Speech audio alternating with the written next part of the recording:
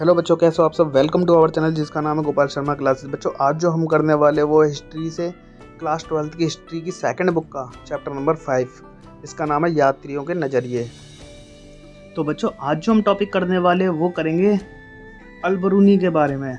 तो बच्चों, ये इस चैप्टर का सबसे मोस्ट इम्पोर्टेंट कैरेक्टर है जिसके बारे में आपको याद करना बहुत ज़रूरी है। तो बच्चों, इससे आगे के जितने भी टॉप 25 क्वेश्चन है चैप्टर के अंदर के, वो सारे आपके सामने होंगे। तो शुरू से लेकर लास्ट तक जरूर देखिएगा, वीडियो को कहीं पर भी स्किप मत कीजिएगा। तो स्टार्ट करते हैं वीडियो को, लेट स्टार्ट।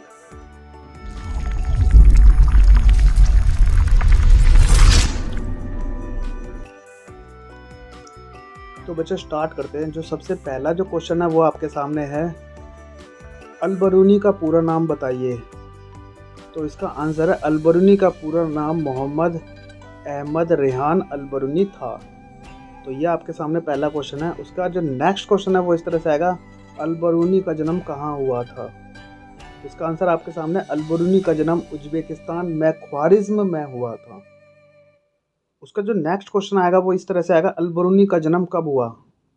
तो इसका आंसर ये आएगा, अल-बरूनी का जन्म 973 AD से 1048 AD मतलब ईस्वी तक इसका जीवन था, या फिर हम कह सकते हैं इसका 11वीं शताब्दी में मतलब इसे माना जाता है। और बढ़ते हैं आगे। जो नेक्स्ट क्वेश्चन जो है वो इस तरह से आएगा, अल-बरूनी को कितनी भाषाओं का ज्ञान था। तो इसका आंसर आपके सामने, अल-बरूनी को सीरियाई, फारसी, हिब्रू, संस्कृत तथा यूनानी भाषा का वह जानकार नहीं था, लेकिन फिर भी वो अरस्तु और प्लेटो ने जो किताबें लिखी थी उनको वह सही से समझ अनुवाद उनका कर लेता था। बच्चों, इधर पे कई कई जगह पे थोड़ा स्पेलिंग जो मिस्टेक आई है वो कंप्यूटराइज्ड है, तो आप इस चीज़ को एडजस्ट कर लीजिएगा। और आगे बढ़ते, जो नेक्स्ट क्वेश्चन है वो इस तरह से आएगा, किस सुल्तान द्वारा ख्वारिज्म पर आक्रमण किया गया। मतलब ख्वारिज्म पर आक्रमण किस सुल्तान के द्वारा किया गया। तो इसका आंसर आपके सामने, 1017 ईस्वी में सुल्तान महमूद आक्रमण करके कई विद्वानों तथा कवियों को अपने साथ ले गया, और वह अपने साथ अल-बरूनी को भी ले गया। उनमें से एक अल-बरूनी भी था उन्हीं सारे के सारे गुलामों में। और बढ़ते हैं आगे। जो नेक्स्ट क्वेश्चन आएगा वो इस तरह से आएगा, भारत के प्रति अल-बरूनी की रुचि कैसे विकसित हुई।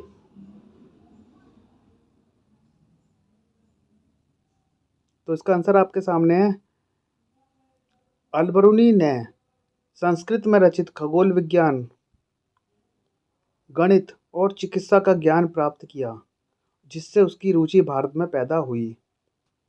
उसका नेक्स्ट क्वेश्चन वो इस तरह से आएगा, उसने ब्राह्मणों पुरोहितों अल-बरूनी ने ब्राह्मणों पुरोहितों तथा विद्वानों से कौन सा ज्ञान प्राप्त किया। तो इसका आंसर आपके सामने, अल-बरूनी ने कई वर्ष ब्राह्मणों पुरोहितों तथा विद्वानों के साथ बिताए तथा संस्कृत धर्म तथा दर्शन का ज्ञान प्राप्त किया। यहाँ दर्शन वर्ड का मतलब है जो घूम घूम कर जो हम देखते हैं उन्हीं चीज़ों को उसने किताबों में नोट कर लिया, तो ये दर्शन है।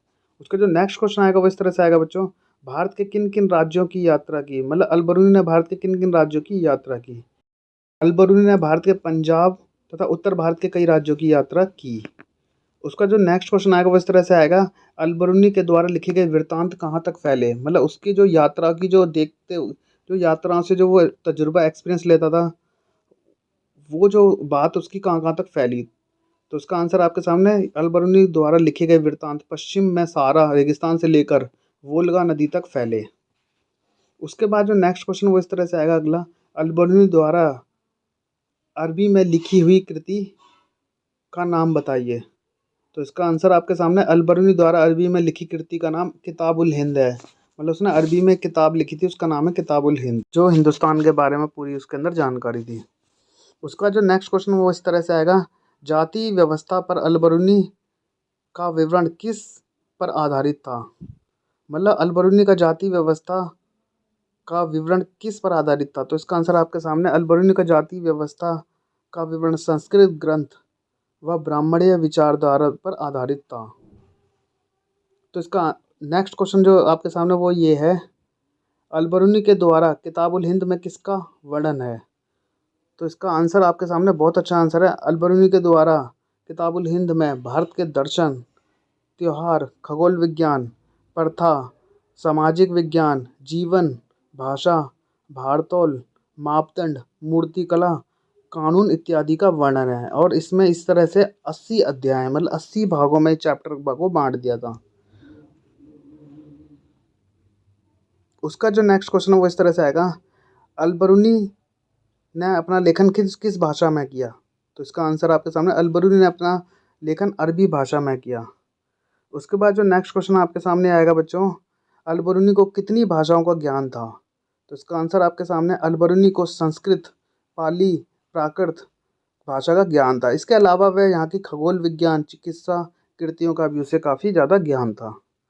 उसका जो नेक्स्ट क्वेश्चन आपके सामने आएगा, अल-बरूनी के अनुसार ग्रंथों के निर्माण को लेकर उसका दृष्टिकोण कैसा था? मतलब भारतीय ग्रंथों को लेकर उसका दृष्टिकोण कैसा था? तो ये आंसर आपके सामने, आप इसको पढ़ के भी समझ सकते हैं। अल-बरूनी के अनुसार भारतीय ग्रंथों के निर्माण को लेकर उसका आलोचनात्मक दृष्टिकोण था। मतलब भैया यहाँ की तुलना अरब की संस्कृति से भारत की संस्कृति से उसने की, और यहाँ की कई सारी व्यवस्था को उसने दयनीय भी बताया। उसके बाद बारी आती है क्वेश्चन नंबर नेक्स्ट है जो वो है, हिंदू शब्द का जन्म कहाँ से हुआ? तो इसका आंसर आपके सामने, लगभग 5वीं तथा 6वीं शताब्दी ईस्वी में सिंधु नदी के पूर्व के क्षेत्रों में रहने वाले लोगों के लिए इस शब्द का प्रयोग किया जाता था। बाद में यह धीरे धीरे बदलाव होता गया, जैसे अल हिंद, हिंदी, हिंदुस्तान व हिंदवी का नाम देता चले गए लास्ट में, और इस तरह से लास्ट में हिंदू शब्द का जन्म हुआ। आप इसे पढ़ के भी समझ सकते हैं, बुक के अंदर भी ये काफ़ी अच्छी तरह से एक्सप्लेन है। और इसके बाद बारी आती है नेक्स्ट क्वेश्चन की, अल-बरूनी ने कहाँ तक की यात्रा की? तो उसके बाद इसका आंसर ये है, अल-बरूनी ने वह चीन के जायतून क्वांजू तक गया। चीन की राजधानी बीजिंग तक भी गया, लेकिन वह ज़्यादा दिन तक नहीं ठहरा। ये से आप यहाँ से पढ़ के भी समझ सकते हैं। नेक्स्ट क्वेश्चन आपके सामने ये है, अल-बरूनी अपने उद्देश्य की प्राप्ति में उसे कौन कौन सी समस्याओं का सामना करना पड़ा? या फिर ऐसे कह सकते हैं, अल-बरूनी के सामने सबसे पहली समस्या कौन सी थी? तो इसका आंसर आपके सामने, अल-बरूनी के सामने सबसे पहली समस्या संस्कृत भाषा थी, क्योंकि संस्कृत भाषा अरबी व फारसी भाषा से काफ़ी भिन्न थी और इसका अनुवाद करना भी आसान नहीं था। इसलिए इसे उसके अपनी जो उसने जो वृत्तांत लिखा उसके अंदर सबसे बड़ी जो भाषा थी वो क्या थी, समस्या क्या थी, भाषा थी। सेकंड क्वेश्चन, नेक्स्ट क्वेश्चन जो आपके सामने वो है, अल-बरूनी के अनुसार उसकी दूसरी चुनौती कौन सी थी? तो इसका आंसर है, अल-बरूनी के अनुसार उसकी दूसरी चुनौती धार्मिक अवस्था व प्रथाओं में भिन्नता थी, क्योंकि यहाँ की जो धार्मिक अवस्था और यहाँ की प्रथाएं बाकी जो देश था उनसे काफ़ी ज़्यादा अलग थी। उसका जो नेक्स्ट क्वेश्चन वो आएगा, ये आएगा, अल-बरूनी के अनुसार उसकी तीसरी चुनौती कौन सी थी? तो उसका जो आंसर है, अल-बरूनी के अनुसार उसकी तीसरी चुनौती अभिमान था, क्योंकि वह ब्राह्मणों द्वारा रचित संस्कृत ग्रंथों पर पूरी तरह निर्भर था। क्योंकि अगर उसे जानकारी लेनी थी तो उसे ब्राह्मणों के साथ ही शामिल रहना पड़ता था, जिससे उनमें कई बार तो उनके विचार उसे सही लगते थे और कई बार वो उनके विचारों से सहमत नहीं होता था। उसके बाद नेक्स्ट क्वेश्चन आएगा वो इस तरह से आएगा, अल-बरूनी के अनुसार भारतीय समाज को समझने के लिए उसने किसकी मदद ली? ये बहुत अच्छा क्वेश्चन है बच्चों। अल-बरूनी के अनुसार भारतीय समाज को समझने के लिए उसने वेद, पुराण, भगवत गीता, पतंजलि व मनुस्मृति की मदद ली। उसके बाद जो नेक्स्ट क्वेश्चन आएगा आपके सामने वो ये है, अल-बरूनी के अनुसार पारस के 4 सामाजिक वर्ग क्या थे? तो बच्चों आंसर आपके सामने, आपसे पढ़ के भी समझ सकते हैं। उसके अनुसार घुड़सवार व शासक वर्ग, भिक्षु, अनुष्ठानिक, पुरोहित, चिकित्सक, खगोलशास्त्री, वैज्ञानिक, किसान व शिल्पकार थे। आप इसे देखिए और समझ लीजिए। उसके बाद जो नेक्स्ट क्वेश्चन आपके सामने आएगा, अल-बरूनी के अनुसार जाति व्यवस्था पर उसका विचार कैसा था? तो इसका आंसर है, अल-बरूनी के अनुसार जाति व्यवस्था पर उसने ब्राह्मणवादी व्यवस्था को माना, लेकिन अपवित्रता की मान्यता को नकारा। उसका यह मानना था कि जिस प्रकार से सूर्य हवा में दूषित बैक्टीरिया को ख़त्म करता है, जैसे समुद्र में नमक उसके पानी को गंदा होने से बचाता है, उसी प्रकार हर अपवित्र वस्तु अपने को पवित्र होने की कोशिश करती है। और वह अपवित्रता के जो यहाँ का कंसेप्ट था उससे सहमत नहीं था, यहाँ की मान्यता से सहमत नहीं था, क्योंकि यहाँ पर ये जो वस्तु अपवित्र है वो अपवित्र ही रहेगी, जैसे जाति व्यवस्था में, लेकिन वो इस चीज़ को मानता नहीं था। उसका नेक्स्ट क्वेश्चन आपके सामने ये है।